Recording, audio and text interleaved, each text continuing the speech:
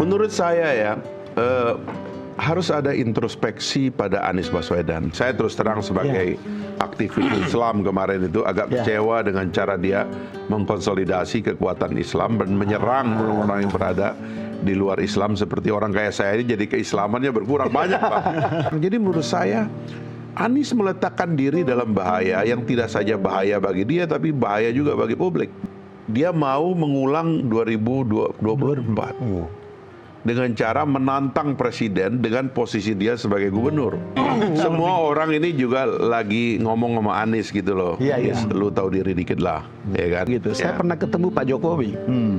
Kenapa beliau tidak terlalu berkenan dengan Pak Anies gitu? Ngomong. Sama juga gubernur ini kalau dipilih dalam situasi konflik ideologi yang berdarah-darah, iya kalau yang menang mirip dengan jalannya presiden. Tapi bagaimana kalau dia niat untuk melawan presiden?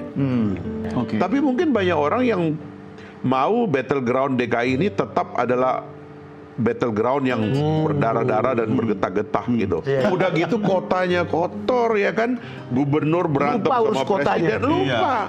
Istilahnya kalau bicara mantan capres itu kan di sini kan. Kalau mau jadi cagup ya kan, itu kan di sini gitu loh. Karena persiapan 2029. Case yang paling jelas itu soal apa namanya naturalisasi atau apa namanya yang sungai normalisasi. Normalisasi. Bismillahirrahmanirrahim. Assalamualaikum warahmatullahi wabarakatuh. Sobat-sobat ngabarin kabar terkabar, semoga selalu dalam keadaan sehat walafiat serta diberikan rezeki yang halal, berkah, banyak dan lancar. Pilkada DKI Jakarta masih terus kita pantau. Kabarnya isu-isu berhembus adanya Kim plus untuk menjegal Anies Baswedan. Benarkah begitu? Fahri Hamzah pun mempunyai pendapat tersendiri tentang isu penjegalan Anies Baswedan. Benarkah demikian? Mari kita simak apa DKI dulu. Balik ke DKJ. Ini kan Anda kan politisi sebetulnya. Ini tiba-tiba ada koalisi plus, Kim plus. Lalu Golkar menyatu dengan Gerindra plus Kim plus tadi itu, RK ke sini, dan sekarang publik berbicara tentang ini jegal Anies. Kita ingin dapat pandangannya. Menurut saya ya, harus ada introspeksi pada Anies Baswedan, pada dirinya gitu. Apa yang membawa dia di titik ini gitu, ya kan? Karena penting juga kita sebagai kita berteman, saya berteman lama sama Anies, tapi kita berbeda pilihan begitu. Dan layak pun saya mengatakan kepada dia, perlu agak introspeksi juga tentang cara membaca situasi. Saya terus terang sebagai aktivis Islam kemarin itu agak kecewa dengan cara dia mengkonsolidasi kekuatan Islam dan menyerang orang-orang yang berada di luar Islam seperti orang kayak saya ini, jadi keislamannya berkurang banyak, Pak. Diskonnya banyak sekali. Padahal saya lihat itu kan murni adalah transaksi dia dalam pengertian politik ya. Dengan Partai Nasdem dan PKB mengajak PKS yang akhirnya gainnya paling banyak didapatkan oleh Nasdem dan PKB. PKS cuma dapat 3-2 sengketa, relatif satu. Tapi nuansa Islamnya dalam pertarungan kemarin itu keras sekali. Dan kita-kita ini pun jadi kena serang. Jadi menurut saya Anies meletakkan diri dalam bahaya yang tidak saja bahaya bagi dia tapi bahaya juga bagi publik gitu. Pada waktu itu karena saya menghendaki sebenarnya Anies berpikir lebih sebagai tokoh tengah gitu loh pada waktu itu pikiran saya. Tapi karena dia menyeret itu ke sana, akhirnya muncullah pemilu yang agak ngeri-ngeri sedap. Ya kan, agak karena ambisi atau karena apa? Nah, sekarang ini dia sudah dikalahkan, ya kan? Tapi kenapa dia dari calon presiden turun kembali menjadi DKI? Kecuali kalau bahwa dia mau mengulang 2024 dengan cara menantang presiden dengan posisi dia sebagai gubernur dan menggalang kekuatan oposisi di belakang dia Lalu dia mau menunjukkan bahwa dia sebagai gubernur Jakarta ini adalah calon presiden yang terkuat. Dia maksudnya itu tidak sehat bagi transformasi tadi yang saya katakan ke ibu kota itu gitu loh. Jadi kalau menurut saya sebaiknya beliau agak introspeksi dan mengambil posisi lain. Cara Bung Fahri berpikir tentang Mas Anies yang kemudian tadi itu dibilang memanfaatkan kelompok-kelompok Islam kanan ini gitu. Apakah itu juga ada dalam pikiran Kim Plus ini yang membuat misalnya ada tanda-tanda Nasdem akan ikut, PKB akan menarik dukungan. Apakah ada dalam PKS juga ikut saya dengar. PKS? Iya. PKS lain. Ya maksudnya saya khawatir ini semua orang alumninya semua orang ini juga lagi ngomong sama Anies gitu loh. Lu tahu diri dikit lah, ya kan? Lu udah bikin ribut seantero Republik kemarin, ngapain lagi bikin ribut ibu kota ini kan gitu. Tahu diri atau tahan diri? Dua-duanya.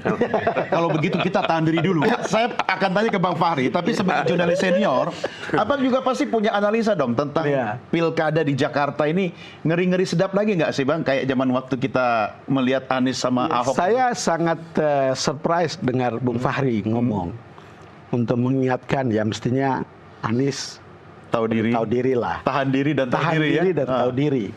Tetapi kan ada, kalau misalnya ini menjadi problem di masa lalu, pilkada atau pilpres itu menjadi panas karena mengeksploitasi masalah-masalah sektarian, itu juga menimbulkan pertanyaan, apakah seorang Ahok boleh eksis? Kira-kira begitu ya. Itu pertanyaan, karena kan dua-duanya di dua pilkada yang lalu kan itu kan rame dan itu kemudian terbawa terus begitu. Saya pernah ketemu Pak Jokowi. Kenapa beliau tidak terlalu berkenan dengan Pak Anies gitu. Ngomong, ya seperti biasa. Kata beliau, Pak Jokowi itu bisa menyembunyikan perasaan ketidaksukaan gitu. Dia bilang, ya saya kok tidak lihat ya ada gestur politik mereka untuk menyatu gitu. Udahlah undang ke Ahok makan gitu. Nggak usah ngomong apa-apa. Tetapi itu akan berpengaruh pada publik. Gitu. Ketemunya pun nggak sengaja kan 3 kali. Ya gimana caranya? Tidak perlu ada pidato macam-macam bahwa kita menyatu gitu. Tapi duduk saja di satu meja, makan atau minum, itu sudah memperlihatkan gestur untuk membuat DKI itu selesai dalam polarisasi. Gitu. Artinya tidak ada upaya dari Anies untuk melakukan itu beliau sebagai pemenang. Saya tidak bisa mengatakan semuanya karena banyak hal yang dikatakan, tetapi itu yang bisa saya ungkapkan cara saya membahasakannya. Tapi kembali lagi soal bagaimana kemudian Anies dijegal. Ini kan memang problem. Elektabilitasnya kan bagus sebetulnya. Justru itu harus dijegal, Bang. Harus dijegal, Bang. Ya, betul. Sekarang kan pertanyaan berikutnya, kita melanjutkan pertanyaan itu, Bung Fahri, kan kemudian kan itu akan beralih ke orang seperti RK, Ridwan Kamil. Kita tahu prestasinya seperti apa, lalu kemudian kekurangannya seperti apa begitu. Itu kan kita tahu semuanya ya. Cuman itu kan kalau melawan kota kosong, ini sekarang lagi rame wacananya, itu punya risiko politik kan? Maksudnya kalau lawan kota kosong. Kalau saya sih melihatnya, makanya saya dari awal mengatakan Pilgub itu sebaiknya ditiadakan. Karena kan Jakarta ini, kalau saya kan penduduk bisa dibilang tinggal di Cibubur, tapi bisa dibilang dekat dengan Jakarta Timur. Jakarta Timur nggak diurus oleh gubernur, karena kejauhan, Pak. Betul. Kasih aja ke wali kotanya dipilih rakyat. Supaya kalau orang ngadu, itu ngadunya dekat. Ini orang harus ngadu sama gubernurnya jauh. Wali kotanya nggak punya determinasi karena dia dipilih oleh gubernur, dia nggak dipilih oleh rakyat. Yang begini-begini seharusnya ini kita baca sebagai persoalan sistem gitu loh. Sehingga sebenarnya kalau kita mau tata DKI ini secara lebih baik atau DKJ secara lebih baik dalam transisi seperti ini, ya kita bikin suksesinya yang lebih adem gitu. Supaya implikasi politiknya pada gubernur itu nggak banyak. Ketika dia bilang suksesnya lebih adem, akan susah mempercayai nggak cocok keluar.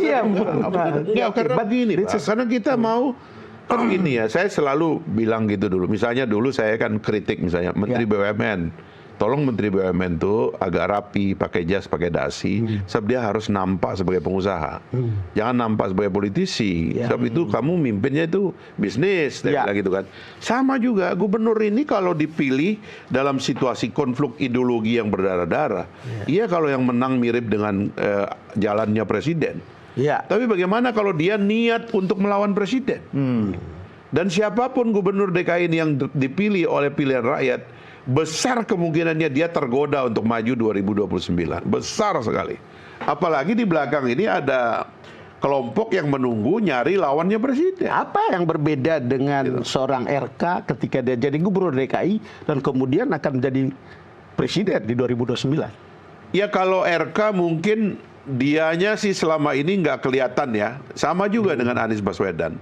Tapi bagaimana kalau ada orang yang mengangkat spanduk bahwa RK itu adalah kelompok yang mengoposisi lah secara ideologis menempel pada kekuatan lama politik aliran kita. Kan itu yang bermasalah. Dan itu tidak ada di RK. Itu dia kan, ya tidak ada pun bisa diadakan, ya kan?